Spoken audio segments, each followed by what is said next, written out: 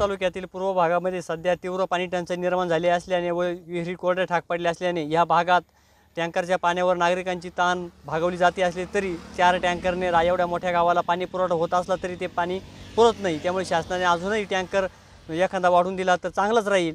एवढे करूनही सध्या चारा टंचाई पाणी टंचाई भीषण होत चालली आहे। त्याच उष्णतेच्या लाटीमुळे आणखीन पाण्याचा वापर वाढला आहे।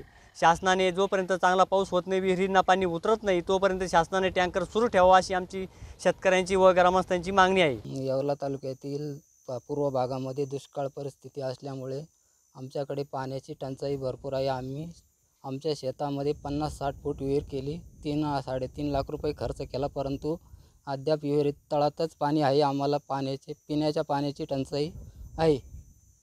आमच्या गुराढोरांचा प्रश्न फार मोठा आहे। आम्ही टँकरने पाणी रस्त्यावर टाक्या ठेवून पाणी भरतो, त्यामुळे आम्हाला टँकरने पाणी भरावे लागते।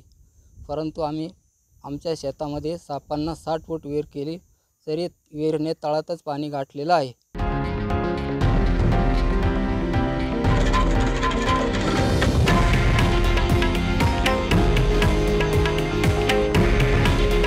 हे आहे देशातील नंबर 1 न्यूज नेटवर्क आणि आपण पाहत आहात TV9 मराठी। काळजी तुमची, हित महाराष्ट्राचं।